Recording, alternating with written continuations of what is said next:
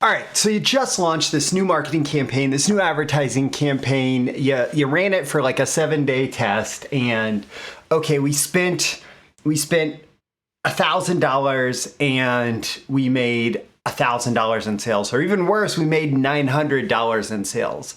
That's a total failure, right? Maybe not, actually. Maybe not. In fact, if you really want to grow and scale your business, you need to know that your advertising maybe should not be profitable. This can be a hard lesson for many entrepreneurs to learn. And so I want to talk about this and the justification behind this in today's episode to help you be more effective at growing and scaling your business. Or if you do this with clients, growing and scaling their businesses too. So, your advertising is not supposed to be profitable? What? All right, so this hard lesson for many entrepreneurs to learn, it's this whole distinction between acquiring a customer to make a sale versus making a sale to acquire a customer. In the specific language, I think of Joe Polish when I hear it. So acquiring a customer to make a sale. Imagine you work in a retail business and you don't have any real sense of how often your customers come back, if they ever do come back, all of that, right? So you are going to, your goal here is to get the customer and make a sale, and whatever it costs to get that customer, you need it to be less than whatever it is the margin that you would earn on that sale. So if a particular sale has a $50 margin, it needs to cost you less than $50 to make that sale, because that's where all of the profit of your business comes from, because you don't know how many times that customer is going to come back. You don't know anything about their lifetime value. You don't know repeat purchases. In fact, in some of these cases, you might even need to assume that they're never going to come back again, right?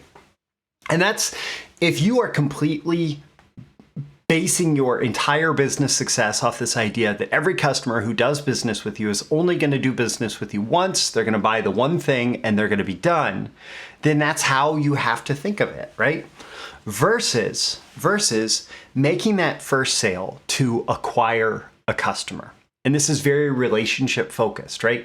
When I acquire a customer, the assumption is that that person's going to come back. They're going to do business with me again. There's going to be future purchases. Maybe they'll spend a lot more on whatever future purchase. But this first sale, it's really just about making that sale and getting a customer in the door for the first time.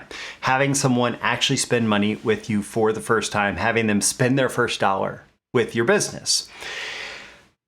And when it comes to actually growing a successful, sustainable business, the second one here, making a sale to acquire a customer, is far more valuable, even if there's no profit in the first sale, than acquiring a customer to make a sale. So let's keep breaking this down. Here is how you maximize profit in any business. Here's how you maximize the profit. It comes from the back end.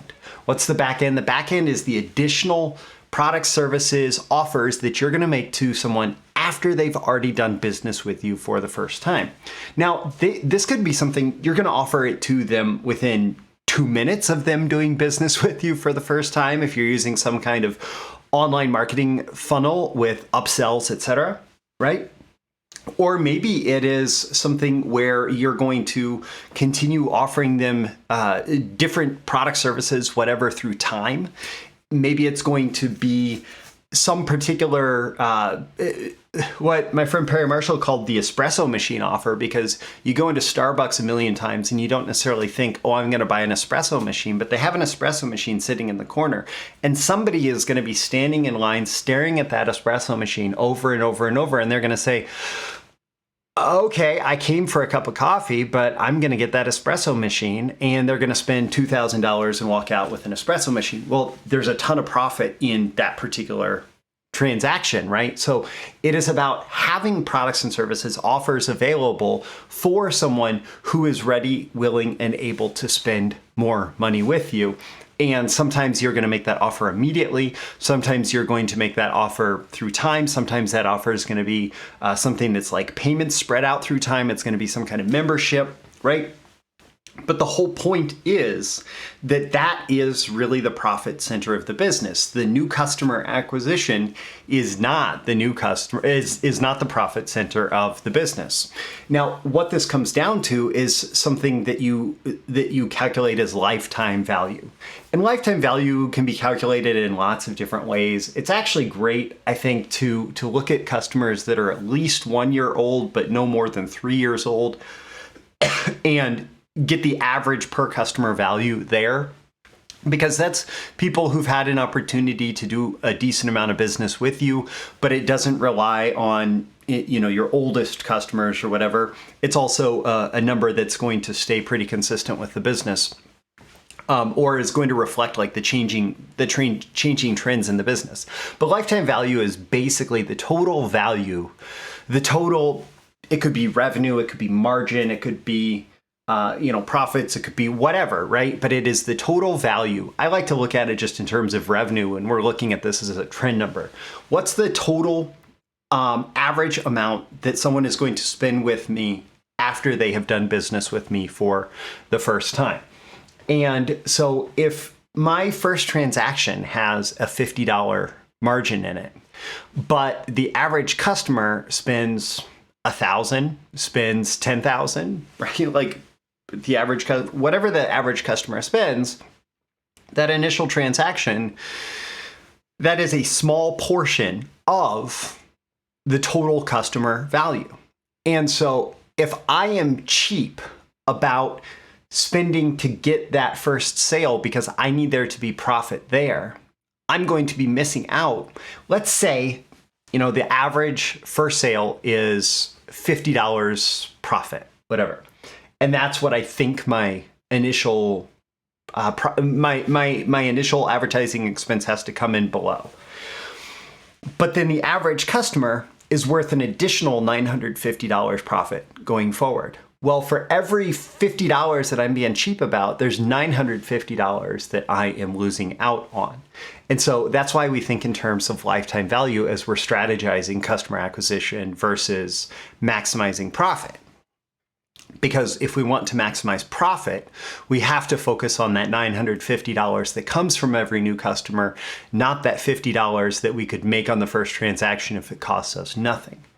It's also important to note here that most businesses can't finance, let's say you want to take this to the opposite extreme, right?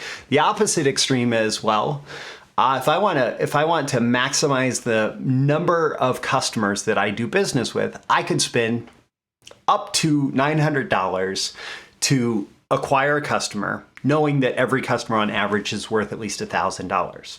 Okay, cool. At least $100 margin on every customer.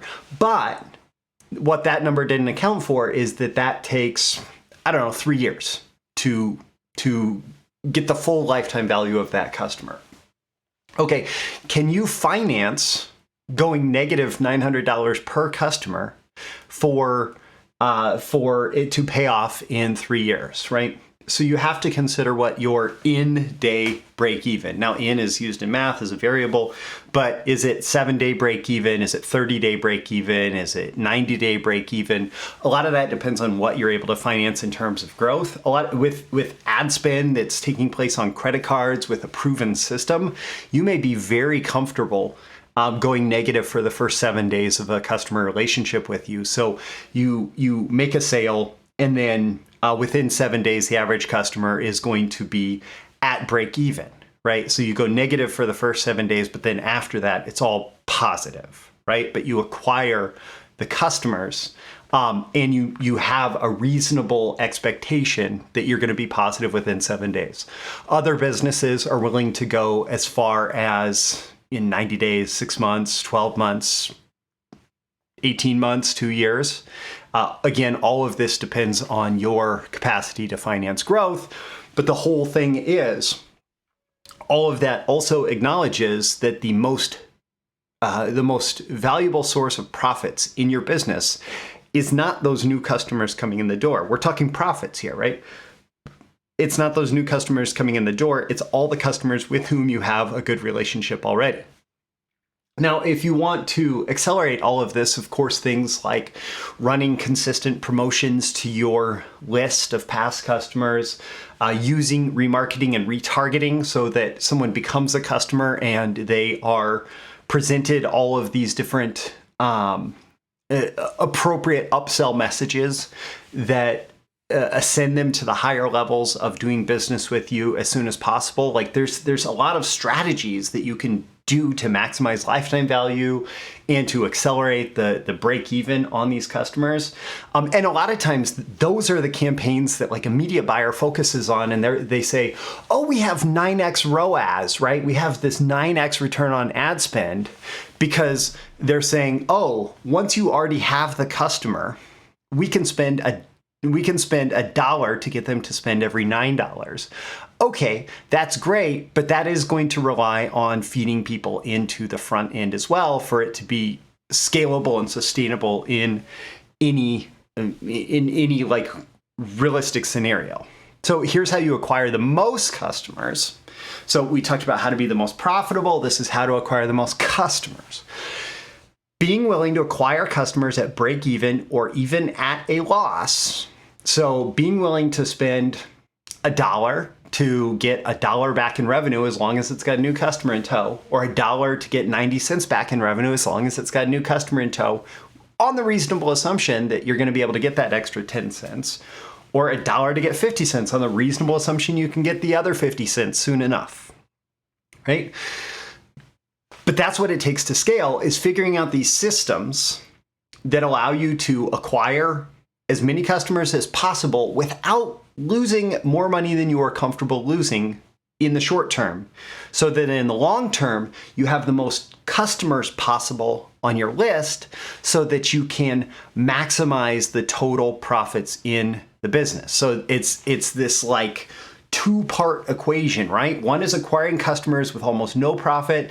The other is maximizing profit with very little advertising expense because you already have the relationship with them. So this is about doing that. Now, if you want to be even more effective at this, thinking about things like cart value, doing things for really scalable advertising. So like a very low ticket front end, sometimes like a book is a great offer for that. A very low ticket front end product, so people are able to just spend their first $1 with you as quick as possible, but then some upsells in that sequence, so they are a paid customer on your list right away, and then you can maximize revenue going forward from there with additional back end offers. That's what it's going to take. And so, well, it's a little bit of a clickbait here to say your advertising is not supposed to be profitable. The point that's being made is that your front-end customer acquisition advertising, which a lot of business owners, especially when they're new, think, okay, that's got to be profitable, because how am I going to be successful as a business if I'm not able to acquire customers profitably, right? That's not where you focus for profitability in your business. If you want to have any growth and scale, any significant controllable growth and scale through paid advertising, you need to focus on making that, being able to get as many customers in the door as possible, and then have a good system in place to maximize the economics that comes from having a list of past customers who've done business with you. So my call to action for you from this is to consider how can you use this strategically in your business or with your clients going forward. Don't forget to like and subscribe so you can get more content like this delivered to you every day. In every episode, I'm here helping you increase your copywriting, marketing, and entrepreneurship skills. I'm Roy for this is Breakthrough Marketing Secrets, by the way. I do have a training that is specially designed to teach you how to create the kind of funnels that I call welcome mat funnels that help you bring new customers in the door. Again, they don't require profitability, really. It's about maximizing the amount of money that you have to spend on paid advertising to bring customers in the door for the first time at some kind of break even or acceptable number. So you're getting some revenue initially and getting them to spend that money initially so that you can grow from there. That training is part of my BTMS Insiders training library. It's a streaming library of copywriting and marketing training like Netflix, but on these topics. And I encourage you to check those out. The links are in the description. Once again, I'm Roy for this Breakthrough Marketing Secrets, and I'll see you again in the next episode. See you soon. Bye. Thank you once again for tuning in to this daily episode of Breakthrough Marketing Secrets. Remember, check out the links with this episode for even more value. Now make sure you like, comment, share, subscribe, and engage in every way you can to keep this show going and growing and delivering daily value to you. I'll catch you soon for your next big breakthrough.